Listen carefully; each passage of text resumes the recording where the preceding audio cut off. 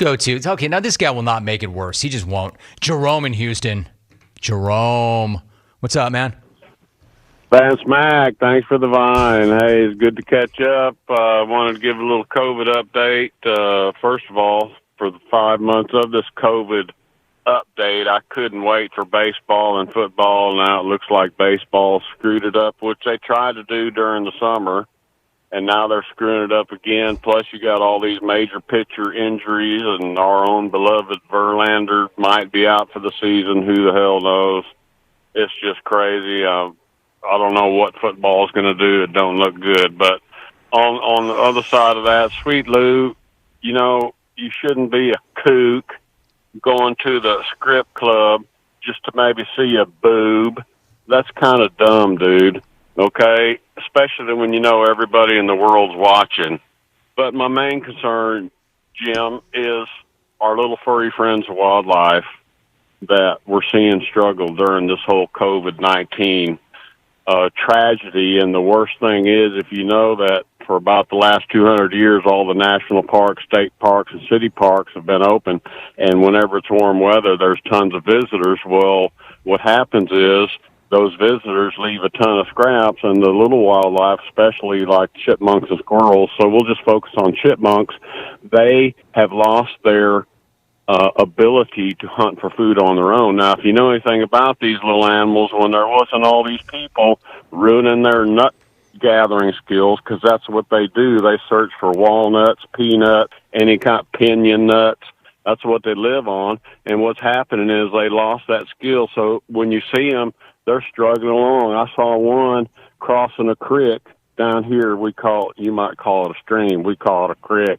Anyway, he was crossing a creek, swimming on his belly, and he got all his nuts wet. One, he went the nose. So when you're gathering nuts, if you get them wet, they're going to rot, and you can't even eat them in the winter when times get tough. So just remember, chipmunks and everyone out there, when you're hauling nuts, swim on your back to keep your nuts dry. I'm out. Speechless. Freaking speechless. I don't even know where to go. Jerome. Dude, my man, did he just lay out what COVID means to the food chain regarding our wildlife? And the fact that because in most prior times, folks would go to our national parks, and folks would go to our national parks and they would camp, or they would do what they do, and they would bring food. And they would not eat all their food. And they would leave their food. And our little furry friends, namely the squirrels and the chipmunks, would then be the beneficiaries of the scraps that the people would leave, and therefore they no longer needed to learn to hunt and gather on their own because we were providing them with their nourishment. However, with COVID-19 exploding in an international pandemic, folks cannot go to the national parks anymore. And there are no scraps and food for our furry friends, specifically chipmunks. And what are they to do?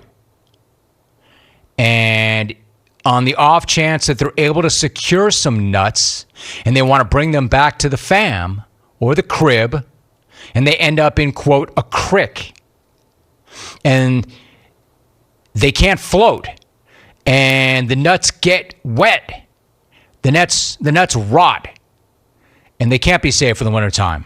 Dude, did I just hear that? Did I run that back the way I heard that? Did that just happen on this show? I mean, look, I'm always looking for those moments on this show that are sketched indelibly in my mind that I'll never forget, that those things that are in ink, like you cannot scrub them from the hard drive. I think that might be one of them. This dude. That's absolutely incredible. Let me see some reaction. D-Rod in the 925, quote, "What The hell is this guy talking about, Jimmy? All right, like I think I was able to decipher. You tell me if I'm wrong. What did you take from what Jerome just had to say? Did you take what I took? Or did I miss that? Stuck nuts in. We just got all of Jerome's greatest hits. Beaks. Nut smack? What the hell is going on?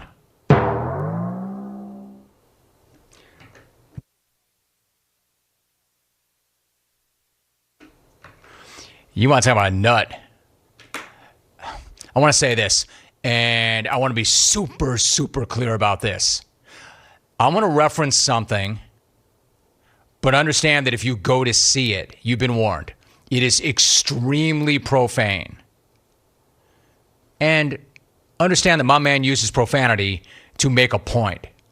I'm talking, of course, about the legendary, iconic David Goggins. David Goggins, you've heard me mention him before, and he's been on our podcast before. Am I not mistaken? Has he been on twice? David Goggins, this is how much I respect. And I'll put it out there. I'll say it for the record. I love David Goggins. I am amazed by David Goggins. He is one of my 3 or 4 favorite human beings ever. You want to talk about a nut? My man's got a post up right now on Instagram, and he normally posts like once every week, and he had gone about a month without posting. And he's got a post up. And again, before you go over there, don't come to me and say, hey, Rome, that was extremely profane. I'm telling you, it's extremely profane. There are 4 or 5 F-bombs in it. But he has a post on chestnut syndrome that is brilliant as Jerome's take on nuts were. This is the best nut take ever. My man, David Goggins. He is the best.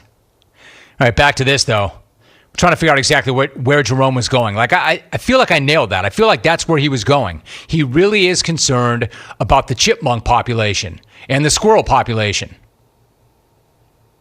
I don't know, bro. I can tell you, I take this hike here in Cali several times a week, dude. Nothing but squirrels and rabbits. They're out and about, and they seem to be doing pretty well. When I was in Wisconsin a couple of weeks back, lots of monks, man. Lots of chipmunks. They seem to be doing pretty well. And nobody was bothering them, and they were gathering. But then again, he might have a better take on that than me. Haunted Horse tweets, what the hell was that, James? Like, if you're throwing James at me, I know it's serious. Your guess is as good as mine, Horse. Nate Appleton tweets, I turned on to hear sports takes, but instead I got a wildlife update. Thanks for nothing, Jerome. I don't mind because, 1, he did have sports takes, and 2, man, my man was feeling it. I mean, he's got a passion for little furry creatures and how they're going to eat and survive. Everybody's talking about the impact on COVID on all of us. What about the chipmunks and the squirrels? Yeah, you hadn't thought of that, did you? David Bennett is in. Quote, dude, WTF is this call? Bennett. Ralph Hughes is in.